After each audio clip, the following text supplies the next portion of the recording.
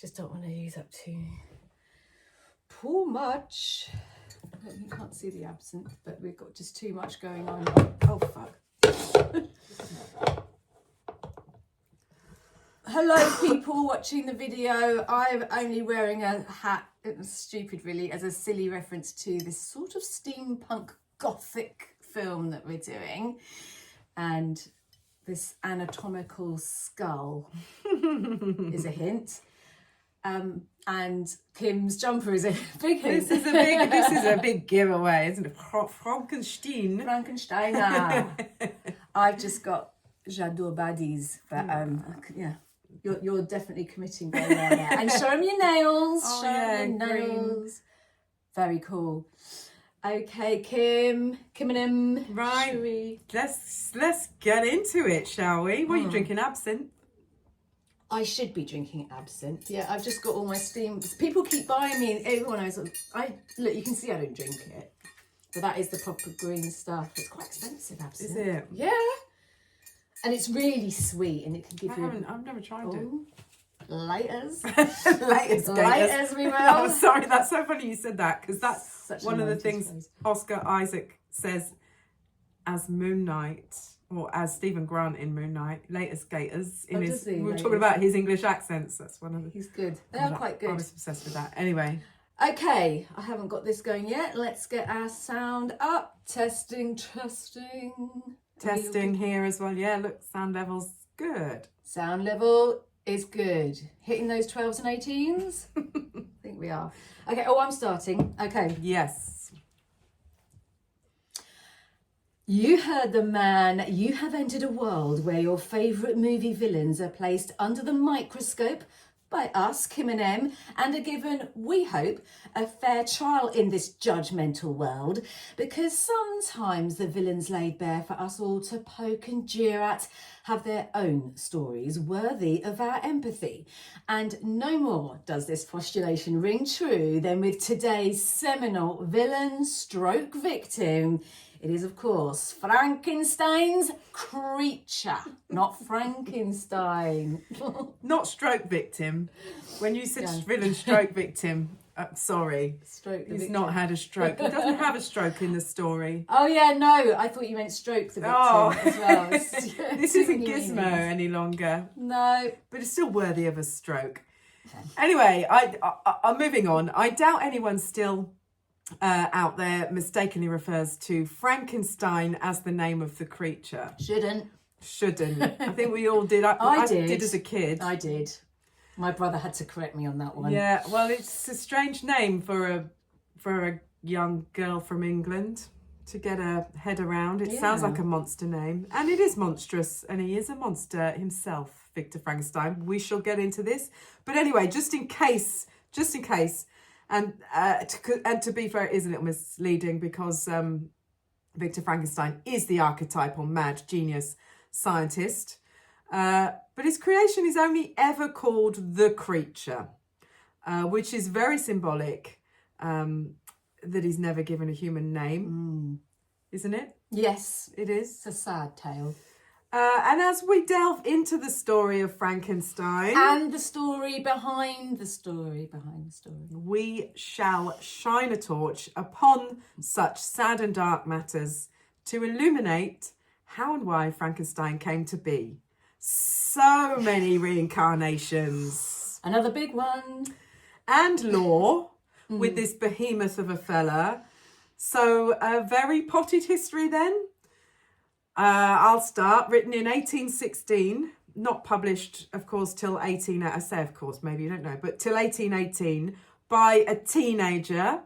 A teenage I don't woman. let that land. Yeah. By a teenager. What teenagers are doing that these days? Anyway, I'll let that go. A teenage woman as well, but shockingly young at 18 years old. Mary Shelley, its author. And the book's conception alone makes for a very dark tale. It does indeed. Yes, one so legendary. It does have its own movie.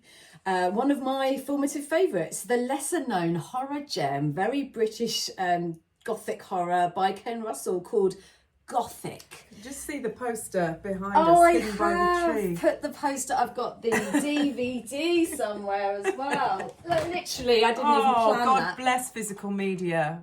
I know, I still have physical media. Good. So got I've got the it. DVD, a visual feast, it promises. So yeah, if you're interested in the story behind the story, the whole conception of how the story came to be by Mary Shelley, you can watch Gothic, and it actually does kind of tell it quite well.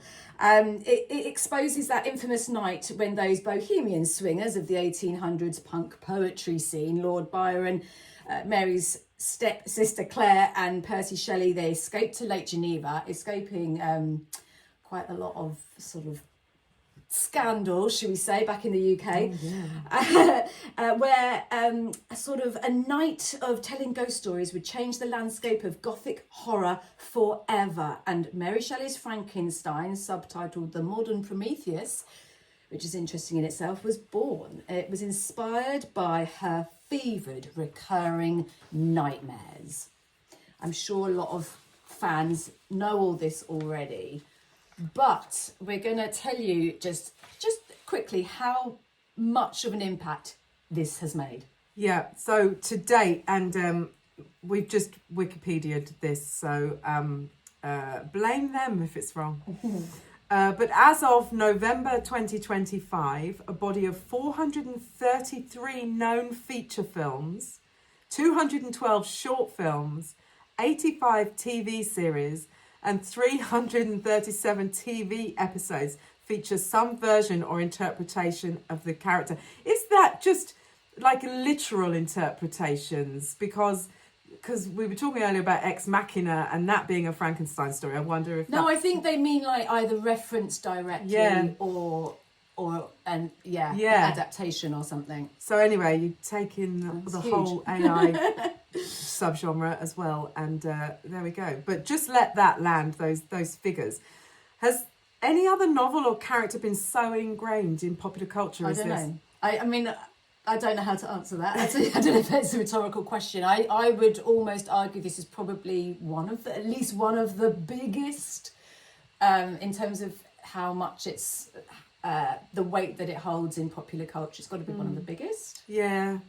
I mean, then the name Frankenstein is used in normal parlance as well. It's crept into the vernacular. Yeah, Frankenstein food, Franken food. Yeah. But I would love to see a teenage Mary Shelley actually witness its impact. If only she could. Yeah, it's mammoth. But she's very dead. She never will. She's buried in a family tomb in St Peter's Church in Bournemouth. Oh, so yeah, she came from money then, I guess. She was upper class. Yeah. They had upper class. Anyway, so just quickly on this one, what are your feelings or your relationship with Frankenstein, Kim? Well, I mean, it's since I can remember, it's been part of my knowledge. I mean, I doesn't everyone grow up knowing about what the Frankenstein story is, and as you said, I mean, the impact in terms of the number of adaptations, some looser, some more direct, that have been made, means it's just woven into the fabric of my being, my life, you know. And I don't remember the first time I watched a Frankenstein adaptation. I'd never read the book until recently, which is interesting, but I think I felt like I didn't need to, because I felt like I knew the story so well. But it was interesting to go to and finally read the book. Which was so ahead of its time, even structurally, with its perspective change and everything. Yeah. For me, if I'm honest, I mean, I only when I was younger, I found some of the early incarnations of it slightly cheesy. Like, I didn't find, the green head. It was like flat at the top, green, bolts there, and sort of wearing a suit. I didn't find it very scary, but this might have been because one of the films I watched before all of the source material stuff was Young Frankenstein in 1974. I just want to do a shout out to that because it is brilliant and funny. I was a big Gene Wilder fan, and Mel Brooks. And I found this so funny, and I often get this when you watch a parody, or you're more familiar, or you remember a parody more, and then you go back to the original, like, oh, it sort of ruined it because you just remember all the jokes and the gags. But today we are going to focus, if we can, our podcast efforts onto the Guillermo del Toro's Frankenstein of 2025. We'll try and contain it because it is a behemoth. Behemoth. Can't say it. It's a monster. Yeah, it's a monster It's of a a movie. beast. It's a demon. All of these words that in the novel Frankenstein uses to refer to his creation. Anyway, so should we go on to some facts about... Just a little bit, because a lot of people, they're going to know. Yeah, some trivia. So, Guillermo del Toro was very attached to this project. He was fascinated with Frankenstein since childhood, much like me, but I never made a film. I'm not in his field. Anyway, he was trying to make his version of the tale for nearly 25 years. So he has talked about, actually, in the making of documentary that's on Netflix, about the film he might have made 30 years ago versus the film he actually made today.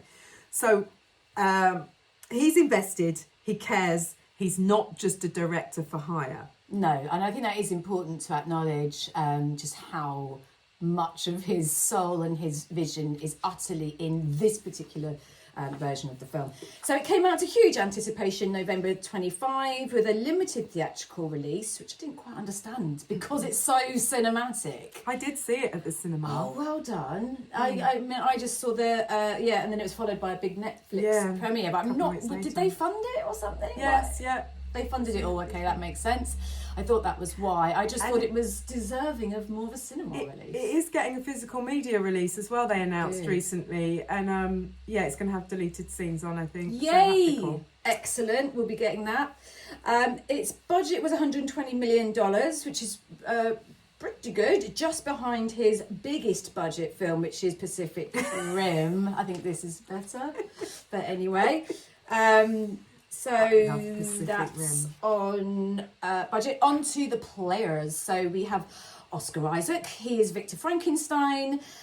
Throughout the podcast, I say Victor and Frankenstein, so I hope that's not confusing.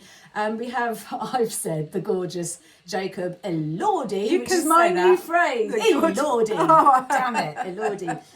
He is the creature.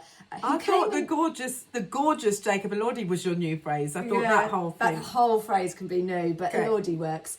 And he only, for those who don't know, he only came into the film with 4 weeks to prep. So that was hard for him, and it was a massive challenge for makeup, who had to refit everything to fit Jacob Elordi, who was replacing Andrew Garfield of Spider-Man fame, who we've just been discussing might be kicking himself now for not being able to play the creature. It's already really hard to imagine someone else in that role now. Everyone's loving Elordi. Elordi.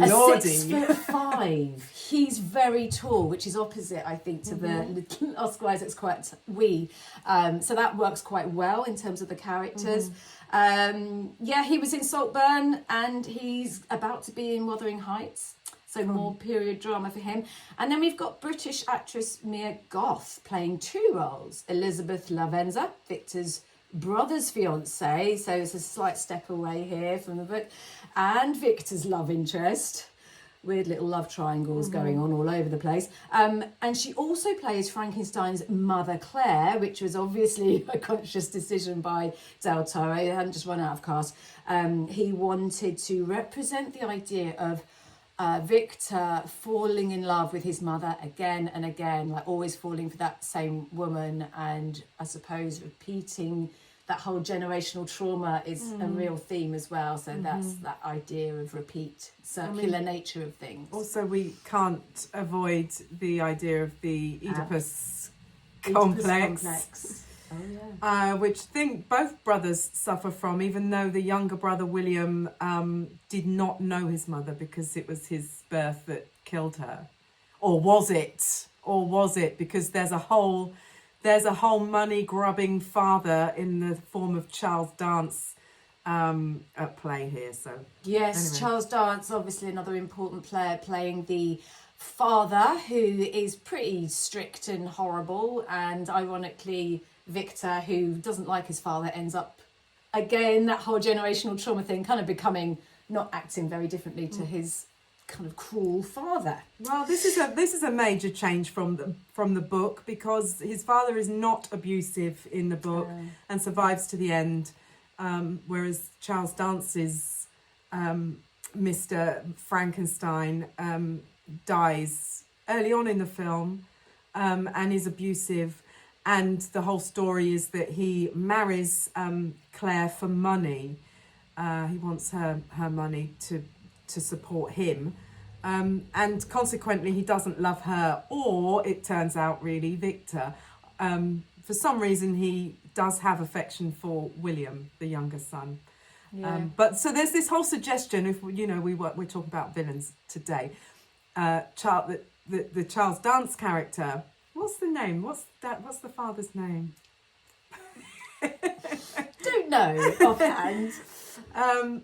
In the film, what was his name?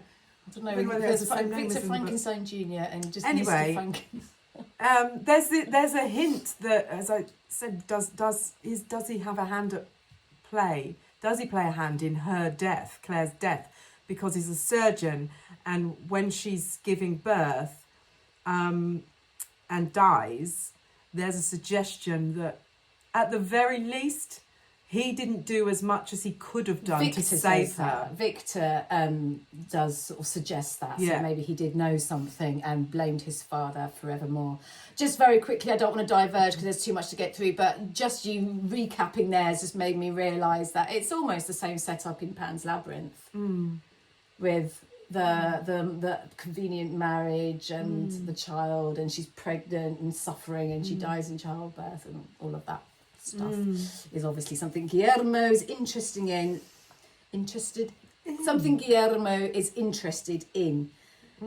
Right, so structurally, Del Toro's adaptation does follow Mary Shelley's novel, so there are some departures, but its opening setting and ending is framing the story just as in the book. A ship's crew stuck in the North Pole comes across Victor and the creature hot on his heels. And also that story is told retrospectively by Victor and changes perspective to be told by the creature. That's all faithful to the book. That's all faithful. So I think Del Toro is, or people are saying that so far this film is the closest you're going to get to the book. Would you agree with that? Compared to other films, I mean. Only structurally. Only structurally, because he's made some big changes. Yes, he absolutely has. And I'm just going to say it right away. I think that's probably ultimately a good thing. It's a Del Toro film. He's wanted to do this for a long time. He's a massive visionary. He creates whole worlds. And you can see this is so up his street when you look at, say, The Shape of Water. The look of it, that, you know, it's all reds and greens and gothic and steampunk. So I'm doing a steampunk hat. So yes, he's created his own film, and he's tried to stay a little bit faithful to the book. But if he didn't, you know, you could equally have critics saying he did nothing new with the material, and then you go and do something different, and people are like, well, it's you know, it's a completely divergent. That's not the right word, but it's too different from the material. So I don't know if you can win with this kind of thing. Did you like the film? In a way, there were aspects of it I liked. Things that I liked, the gory stuff, the bloody bits. I loved him, Victor in his lab, just putting bodies together. The anatomy, and that's quite in the book though, isn't it? Like the actual journey, the science behind everything is a little bit more, you know, they do that in the film quite a lot, and they might not have referred to it so much in other adaptations, but I love anatomy. I'm fascinated by it. I love the human body. So I liked it when they saw the lymphatic system, which I think they made up. Oh my God, they did make that up. That and they called it thing. The Ninth Configuration, Yes. which is not a real thing. No. It's a William Peter Blatty film. That's where the name comes from. The name comes from. But apparently those weird, freaky boards of like literally a bit of human anatomy on a kind of like a show and tell board. The other ones, like the circulation system, they're all in a museum. But yeah, you're right. He made that up. He says it's the lymphatic system, doesn't he? And lymphatic system's real, obviously, but that particular board doesn't exist. I don't know if I'm saying it right. Not board, but that way of revealing the lymphatic system. Yeah, it reminded me of this is how much I love anatomy. I've forgotten his name now. There's this crazy German sort of medical scientist come artist person, and he has it's another German name. Yeah, and he did this thing called Body Worlds, and that was all about stripping the body apart and showing it in its entirety, like all the muscles, structure and skeletal system. And I went to that, and it was again very controversial because people were like, is it science or is it art? And because it's real human bodies. And anyway, but that was a big deal. So I love the human anatomy side of the film. That sounds really thick. Well, I just wanted to say, I knew I'd written something here about the ninth configuration because, and I just wanted to drop that in. So that film explores faith, madness, identity, self-sacrifice. It's the second of Blatty's trilogy of faith films following trilogy of faith following The Exorcist. Yeah. Yes. So that was clearly a deliberate reference and to align itself with those themes that Blatty explored. Kim. Well spotted. So let's just get it out there, because I've already, read a lot of reviews and seen critics' opinions. Critics, eh? Who do they think they are? Come on. I mean, let's face it. The Del Toro film doesn't suggest. It doesn't suggest that the creature is a victim and that Victor is the so-called villain. I mean, it literally puts it on a plate for you to the point where Victor's younger brother William splutters through his blooded mouth. I think he's dying, isn't he, at a party, and he actually goes, "You are the monster." Or I can't do it because I haven't got bloods coming out of my mouth. To a shocked and horrified Victor Frankenstein, who's like, what me, I'm the monster. So I'm hoping that difficult home truth was more for the character's benefit and not the audience's. But on that, I've got a theory. It's a general theory. I don't know if I'm right or wrong. So the whole, it's hammering home the point. It's not as subtle as the book. It doesn't have the nuances of the book, which I know you're a real specialist on, so I'm going to let you go there. But I wonder, and I think I probably am right, and it's a sad truth, but just generally speaking, we are living in a world where people just do not focus so much when they're watching anything on screen. And have you heard of this? I think I might have mentioned this before on an interview.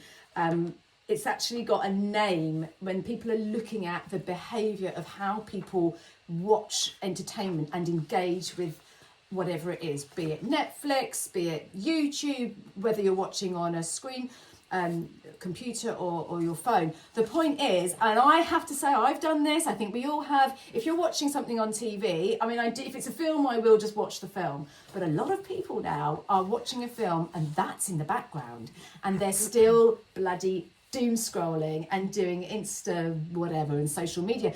So I actually think now scripts are dumbing down and they're literally saying things that should be suggested and obvious. I know this is a different point, but I think it's really relevant because it isn't very ambiguous, and I wonder if Del Toro had to make it pretty clear for this 2025 audience. Probably. I mean, I don't think he's a particularly subtle filmmaker or director, full stop. But and I'm cautious sometimes of saying that things are dumbing down, although they are. But there's always been accusations of that, and the stuff that kind of filters through when we look back through a lens is the really quality stuff, the stuff that keeps us talking, the subtle stuff, the stuff that's ambivalent, the stuff that's ambiguous, because it sits with us and we think about it more. And I think he could have made that here, but I understand why he didn't. And I think you're right. I think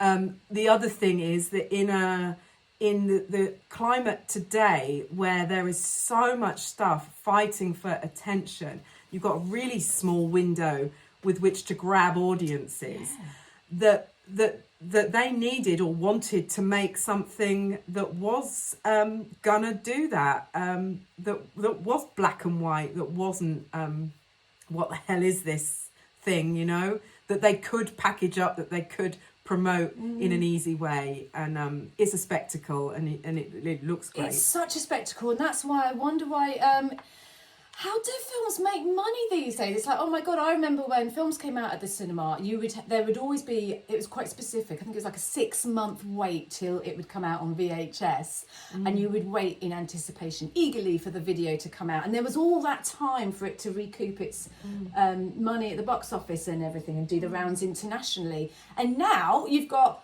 2 weeks at the cinema, and then one premiere on Netflix, and then that's it. There's no time for it to grow, is there? I mean, I remember films that would do well at the cinema, and come out again. Or they just keep going, and they'd be in the cinema for months and months and months. There's a famous one that broke all the records. I can't remember what it is. It's something like I think it's one of the Spielberg films. But anyway, despite that, I think there's still loads of interesting things to dig into in this film about villainy, at least, and what makes Victor the villain that he is, because I think it's deeper. He's more of a villain in this than he is in any other adaptation that I've watched recently as well, the James Whale Frankenstein, where the monster, there's an argument to be made for him in that as being monstrous and villainous. Also in the book,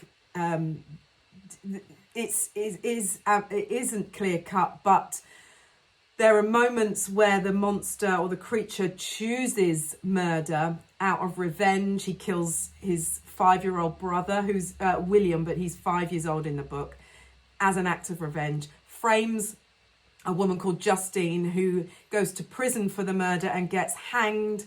And then he also kills his best friend Henry in cold blood. These aren't things that this creature does in this film. No. So even though Victor is questioning the part he played in the book in creating this evil,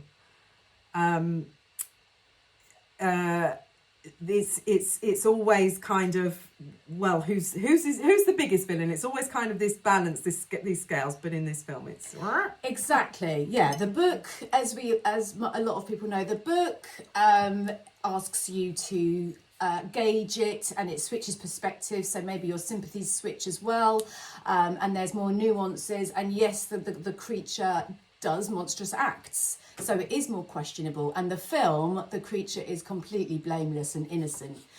His only rage comes from, and I think this is the point though that Del Toro was trying to hammer home, his rage is a learnt rage. It's learnt from as he starts to understand his place in the world, and in a world of judgment, and having no one else that's like him. And when he starts learning what humanity is like, and there's loads of quotes that we can do, and we'll do them later, that's where his monstrous nature comes from. He's not born with it. But in the book, he's supposed to also physically look a little bit more disturbing and a bit more alarming. I know that Victor Frankenstein in the book, he doesn't set out to create an abomination of nature. He chooses beautiful body parts, but the whole point is he puts them together, and clearly doesn't work. One of my interpretations, I'm going to go on a menopausal tangent now, is that it's like the first time a man creates life, it's a frigging disaster. The first and only time just doesn't work. But yeah, back to the film. He creates something that is supposed to look monstrous. In Del Toro's version, they set out consciously to make something that did look arguably beautiful. And I would say he reminds me of the David statue. He's got this white porcelain look. He's got all these sort of anatomical pieces of his body. He does look almost stony. He's like a mix of white and grey, not green, no green. And of course it's Jacob Elordi. so he is gorgeous, and he's very tall, and he's very, he's muscular, he's fit. He also looks a bit like Jesus. I mean, there's loads and loads of Catholic imagery in this. When he's born, he's literally in the crucifix position. He's got like a cut just there, a bit like Jesus Christ. So yeah, he's literally... and this is similar to the book. In the book, he says, I should be called Adam. Yes, doesn't he does, he? yeah. And then they reference that in the film as well. Yeah. I'd say. So that's a similarity. Yeah. Can I just say, you did accuse me the last podcast episode when we were discussing Gremlins of fancying Randall Peltzer. And I mean, I can... Sorry. I was going to say, I'm going to accuse you of fancying Jacob Elordi. It's not, you're not hiding it, Jacob Elordi. But you've got a much better deal. I know. What's... I don't know. I take it back. What did I say about Randall Peltzer? No, it's just you sort of did a kind of face. Anyway, back to the card. I do not. But yeah, so the creature isn't supposed to be beautiful. No. Supposed to be scary. Or in the, alarming, at least to look at, like frightening to look at in the book. In the book, yes, he is. Yes.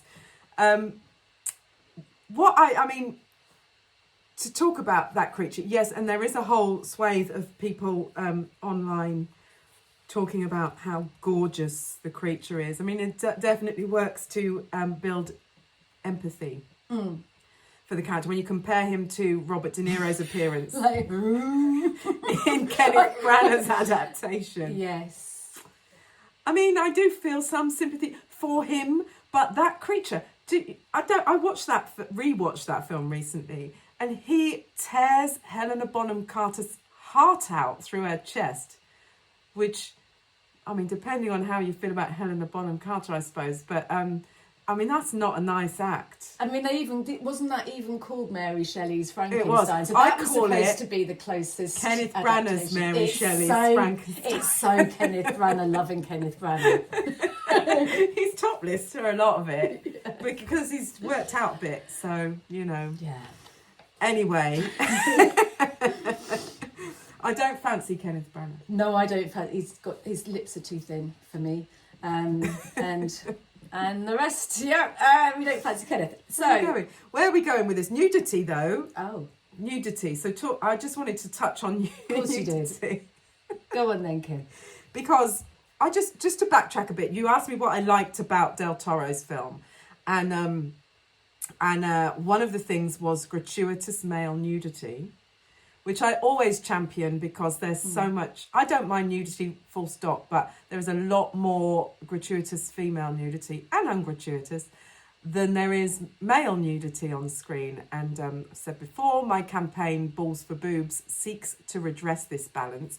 In this film, you get no female nudity, which is fantastic, but you get full Oscar Isaac nudity. Some of it is obscured, but Oscar's bush went viral on TikTok. I think people talking about seeing that in a good way. Oh yeah, in a good way. People liked to see it. Yeah. Well, it is so refreshing, as you say, just to readdress the balance. If anything else, that's it. I mean, they often don't show it in a sexual light.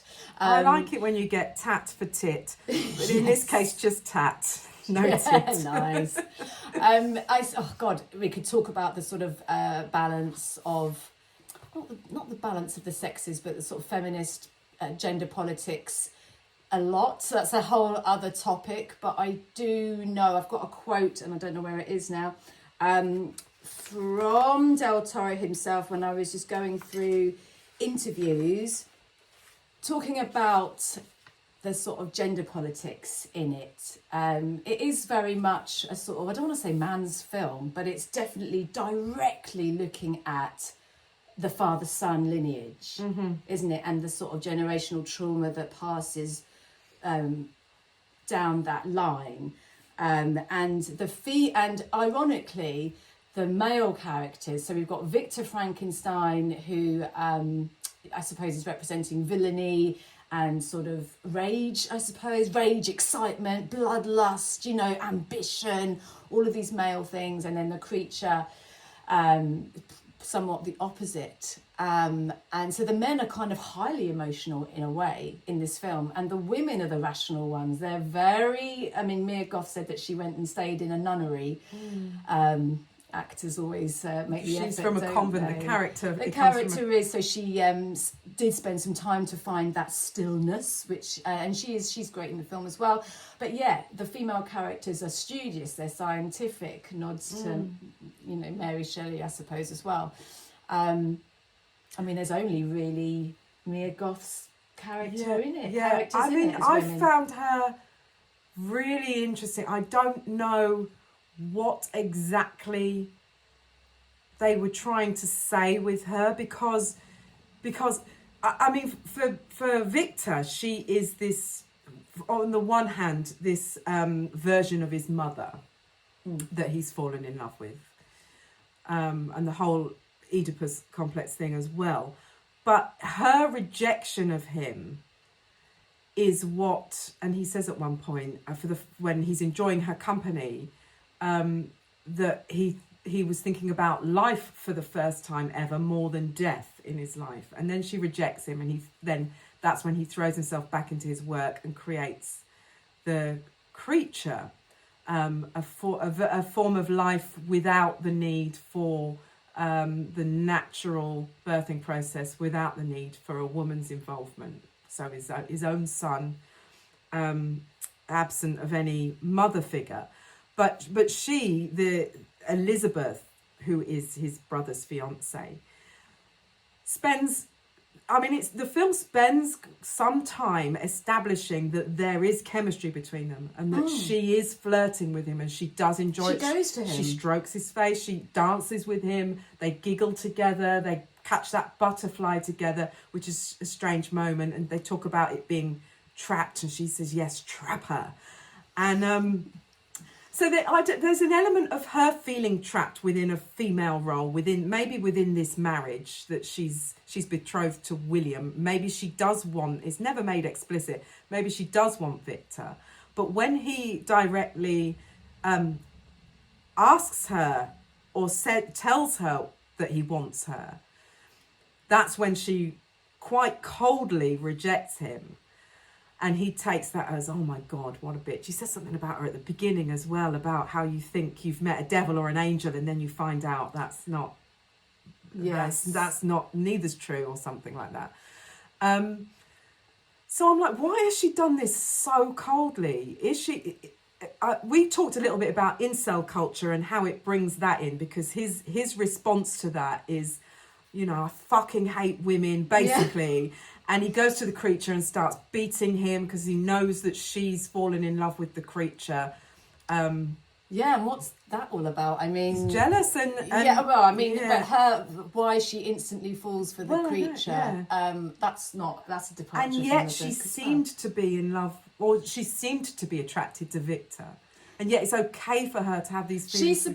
I think she's supposed to just be a cold character. But again, I don't think they give her that much to do, really. But I know this is a real departure in a way to what I'm going to say. But in terms of the costumes, every single thing you see in the mise en scène of every shot has been thought about. Every single detail is intentional. So her costume and the colours, they're all supposed to look, and they were inspired by insects. So when you go back and look at even her characters' costumes, they're all kind of ethereal, quite interesting colours, like shimmery greens and purples and things like that. So yes, she's into insects as well. That's what, I mean, there's a word for that and I don't know what it is. So I guess insects are by nature quite brutal. They just exist, don't they? They just exist and kill and eat. And the creature in a way probably is happier, and possibly man is happier when they have that kind of existence. Because that's another theme that is in the book and a bit in the film, that Del Toro talks about in interviews, which is and the creature almost says it, not what comes with knowledge. Your world, your whole world, is it comes about by words. So it's this coming together of word and world. That's literally what Del Toro said, and the creature it says in the book as well. I think, it's knowledge that corrupts. Yeah. That's a really long-winded way of saying something. Sorry. Yes, and as you understand the world more and its unfairness and your emotions and all of that, evil grows. Evil grows. So I love the story behind the story. I love it. I'm fascinated with it. That's why I like the film Gothic, because it's the only film I think that looks at the making of the book, how the book was made, and it makes you understand the story. So let's just understand Mary Shelley a little bit and acknowledge the sheer tragedy of her life. So very sad. Her own mother died only 11 days after giving birth to Mary. So this is reflected in the film, at least. And by her mid-20s, I mean, obviously back then this was normal, but she had birthed and lost 3 children. So there was a lot of tragedy and grieving to bear at such a young age. Her first baby, she lost only 12 days after giving birth. And that was 1815, 1 year before she wrote Frankenstein. So that loss is very relevant. I found this quote. Do you want to do it or should I do it? This is from one of Mary Shelley's journals, which you can buy if you're interested. Oh, I think it might be in the foreword or introduction. Yeah, they're in forewords as well. Yeah, I bought this recently. So yeah, her journals are there. So she wrote in her diary, "Dreamt that my little baby came to life again, that it had only been cold and that we rubbed it before the fire. And it lived. I'm awake and find no baby. I think about the little thing all day." And so we've got fire in there. The idea of, I mean, oh God, we could really wax on, couldn't we? Prometheus, he steals fire from, he gives fire to humans to give them warmth, to give them life. And here we've got her recurring dream that she uses fire in a good way to bring the little baby back to life using the warmth from the fire. So I think that's why she called it maybe a modern Prometheus. I don't know, there's like all sorts of themes going on there. But also that baby was never baptised, so she had to bury it without a name. And I also think that's obviously why the creature is sort of remains nameless. Doesn't have its own identity. It doesn't have any validation. Yeah, I quite like in the film. I mean, it's a bit silly. Like this idea of when Victor is trying to raise his baby, his creation, his fully grown but immature creature. It's this new fatherhood or new parenthood thing. It's definitely looking at that. What is it he said that I loved? I haven't had a winky dinky do of sleep. Does he? Yeah. A winky dinky something do like of that. sleep. And I fucking love that quote. But it's strange. Who says that? Yes. Well, Victor Frankenstein says it. And in Oscar Isaac's wonderful British accent, I love his British accents. We were talking about, if anybody listening has seen Moon Knight, you will know him as Stephen Grant, one of the alter egos of Moon Knight, and who's a Londoner, and is saying, "Laters, gators," and how he says that. Oh, bollocks. Whatever. Bollocks. I said that for ages after I'd forgotten No about one it. says that anymore. You'll have to bring it back. Yeah. And Wicked. No, Anyway, not that one. I got a kick out of Oscar Isaac's posh English accent in this. I think going back to what the film is also studying, and when I was saying it's not a man's film, but it's looking very much at fatherhood, which hardly any films do they? I mean, especially in horror, Yeah. it's always motherhood, which is difficult and painful and horrific and bloody. And here we're seeing fatherhood, albeit through a much more scientific method of birth. And by the way, I don't think that's why he created the creature. I don't think he wasn't like needing a son. He did it out of, you know, wanting to be an insanely recognised, prize-winning scientist. I think an element of hating women as well. Yeah, I can cut you out of this equation cut you out of and the whole create equation, life. which we can now do, can't we? Cut men out of the equation and create life. I've got an interesting. Sorry, I'm going to derail it. Derail. But I just was thinking about when the creature starts to become more human, when he goes off on his own, he has this metaphorical vaginal birthing sequence, which gives him this feminine energy, which allows him then to become a fully formed human being. He starts learning to talk, then he starts discovering things, and all of the rest of it. And He grows hair. Yeah, but he can't, because in that the building, the dungeon that he's in, there's that stream, and there's like a channel, umbilical cord, yes. and he shoots down this canal, like a birthing canal. That's fantastic. And into the water below, and it's like this proper birth, or this rebirth. Yes, because then it changes perspective. You're right, yeah, it is exactly like a birth chamber. He goes into, and then the setting very consciously changes to a real nature setting. Yes. And Del Toro, he's so into his colour theory. And he said that each sort of section of the film, or each act, has its entire own colour palette. And when the creature is reborn, as you've so eloquently put it, I love that.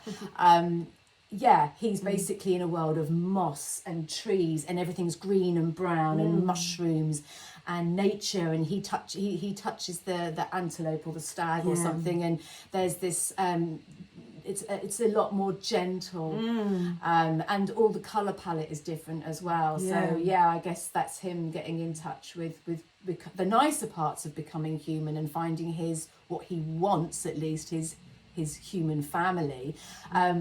So what I do love about the film, I guess stylistically at least, is these very conscious things that you only see on a sort of subconscious level. The attention to detail with colour, and even what's the word? Not the structure, the look and the feel of everything. When we're back in that messy time and we're looking at fatherhood, this is another little interpretation that I took from the film. And again, I don't think it's necessarily a conscious thing from Del Toro, but as I was watching it, let me know what you think. The whole kind of Victor Frankenstein enjoying the chase, the excitement, the ambition of creation. He loves all that part of it, like making the creature. And to me, that was a bit like representing and metaphorical of men enjoying the hunt, the flirting, getting the woman, the chase, all of that, and the actual sex act. He loves the experiment. It's all electrifying. And then comes the messy side of the unwanted side of, not the unwanted side of sex. The sometimes unwanted side effect of sex is of course a baby.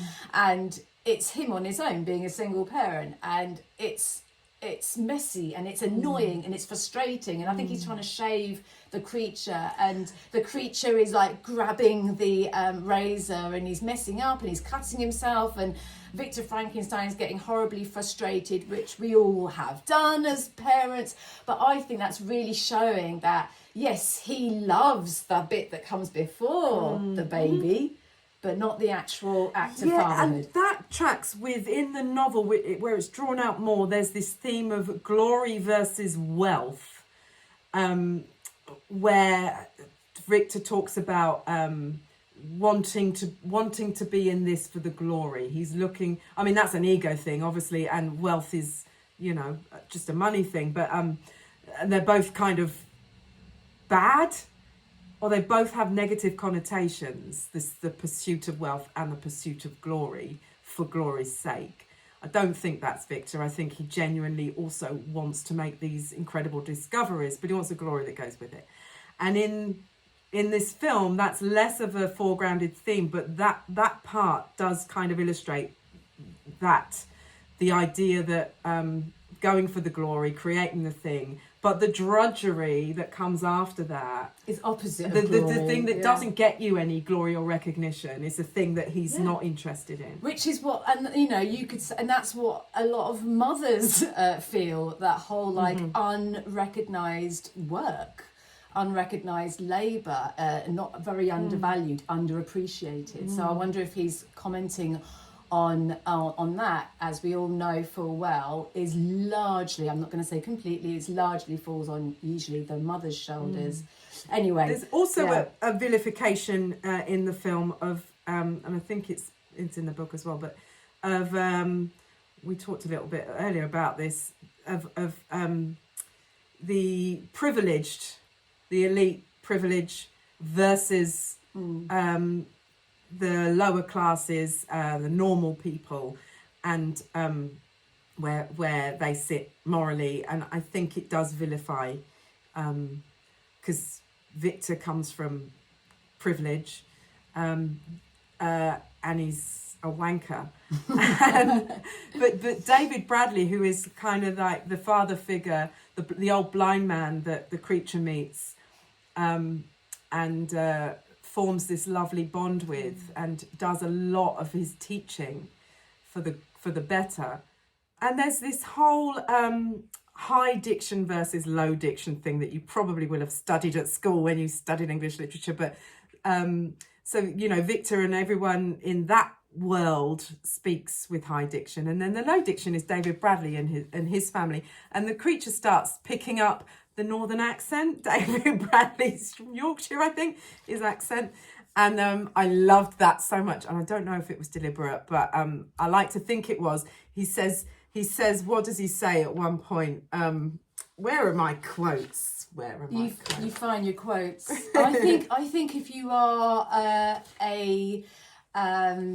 if you're an actor who has integrity, and I'm hoping Laurie does, then it would have been deliberate. Yeah. Because he's effectively a few weeks old. I'm not even sure the timescale here. So it's a child, and he's learning still. Yeah. So he would take the accent on. Lovely. He says, here's what he says: "Where do I come from?" And then he reads aloud the Ozymandias poem that by Percy Shelley, and he says this line in his northern accent. Look, I'm trying not to make it too over the top. Yeah, look on my works, ye mighty, and despair. I am obviously exaggerating that, but it was hilarious. You can hear it. You can hear that accent. It's a lovely relationship though that they have, and a clear turning point in the film for the character of the creature is when he runs in to rescue David Bradley's character from the wolf attack, and he's trying to save him, and then the menfolk come back, and straight away, I guess you probably would, but they just straight away make a judgment call and presume, because he looks like this big hulking beast of a creature, and proceed to shoot at him with guns.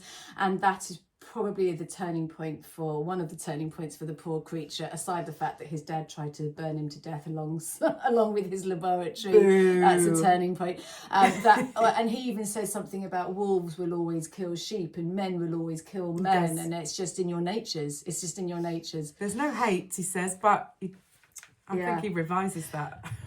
One thing that I want to delve into a little bit, because this is a Del Toro film through and through, and as we all know, I keep saying that, as we all know, Del Toro's other films often look at war, very much so with The Devil's Backbone and the sister film to that, Pan's Labyrinth, directly war is the backdrop, and you've got the sort of horror story going on, the sort of supernatural side of it, and then you've got the real horror story going on, which is war, and it's usually seen through a child's eyes. So this film, that theme isn't so present, because I guess it's just not really in the book, but he definitely hints at it in terms of the character of Harlander, played fantastically by Christoph Waltz.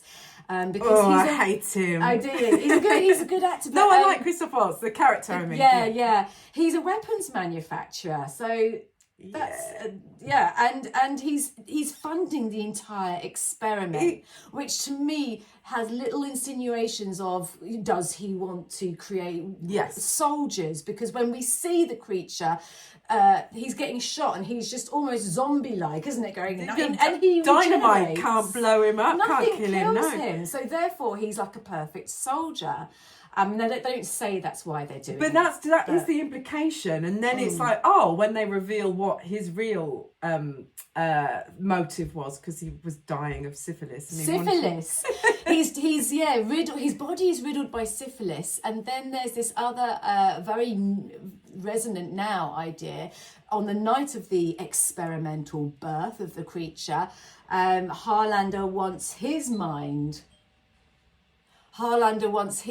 to be put in the body of the creature. And you could argue that this is not so much war, I guess, but it's very now in terms of just the whole idea of uploading your brain into some sort of new kind of tech or machine.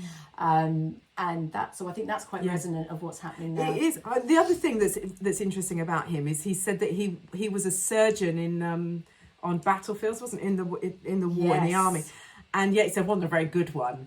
And I thought, you just think, oh my God, those poor soldiers relying on this guy who can't do the job properly. Gluing them together. Yeah. I mean, that's a statement, isn't it? That's a statement. So, I think Del Toro is definitely doing his thing with, like, hinting at the war themes there, which is very interesting. And that might not be in the book as such, but I'm quite glad that they are in the film, albeit they're sort of hinted at.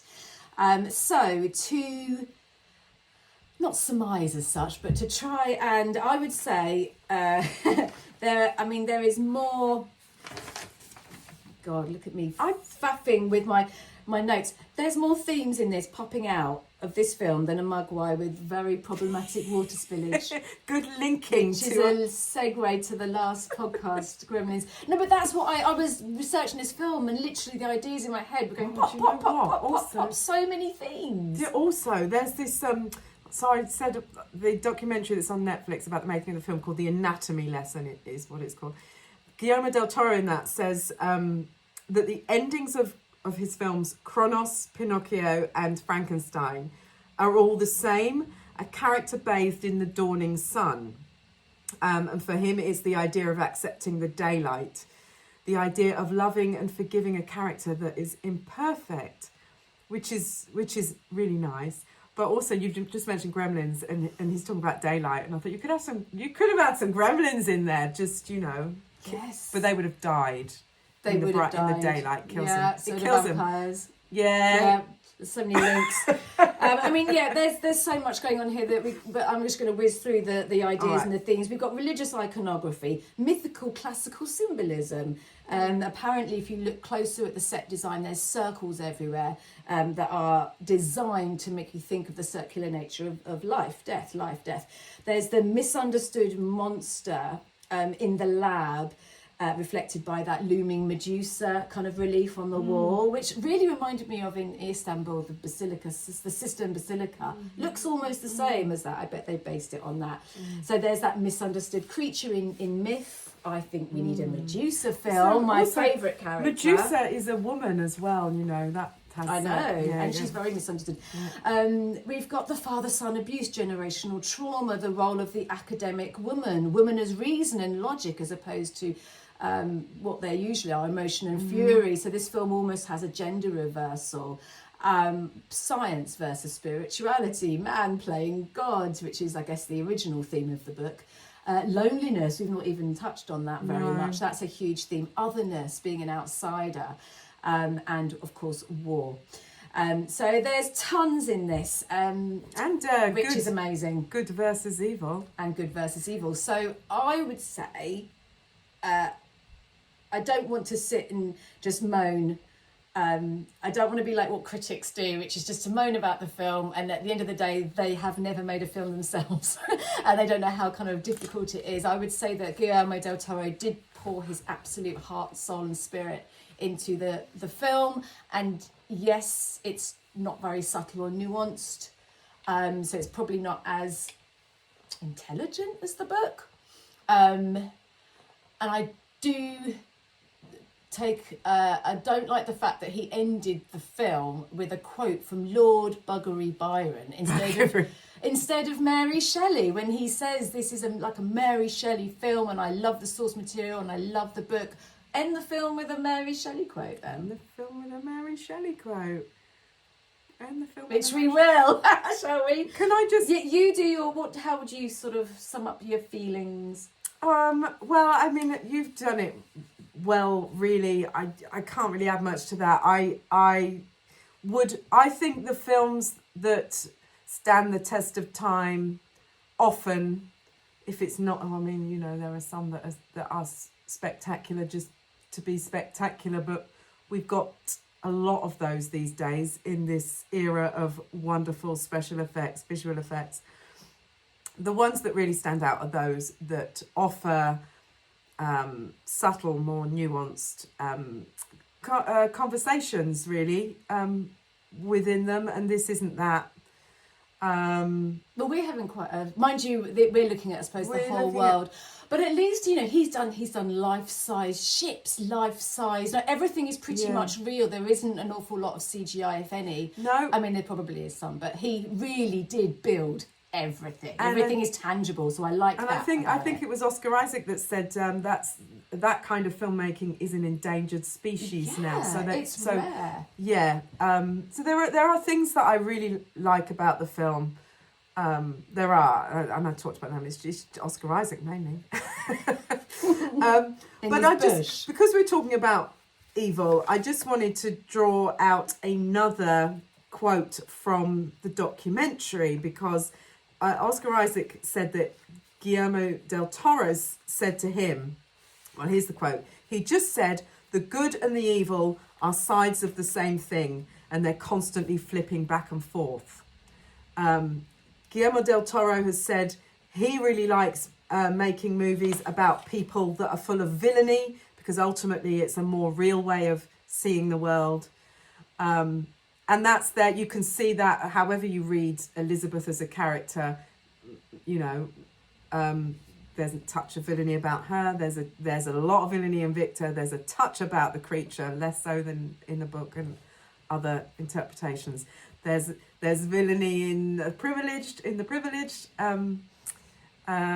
is even in the underprivileged, because they're all kind of, you know, none of them, when they can see the creature, accept him. It's only the blind man that accepts him, because he can't see him. Yeah, and in the James Whale version, it's the little that character is a little girl.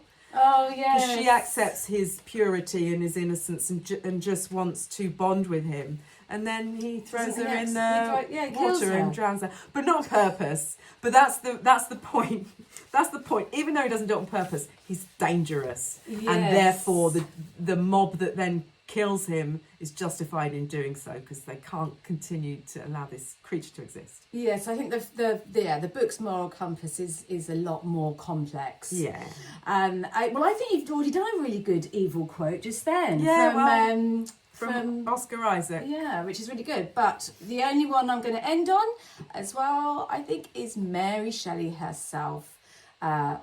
This is actually from the book, her book, the source material, and this is from the creature himself. "I have love in me, the likes of which you can scarcely imagine, and rage, the likes of which you would not believe. If I cannot satisfy one, I will indulge the other." So, of course, good and bad in all villains. They're not born, they're created. And I guess we just want to say, have a happy 2026, or do we not want to say that, because that ages it? Oh yeah, that ages it. Okay, I can edit that out. Yeah. Just want to say goodbye. come back next time and find out what we're talking about then. Thanks for listening. Bye. God, it's a lame ending. It went on and on. It's fine. It's fine. Bye. I'll edit it. Bye. Bye. Oh, God. Oh.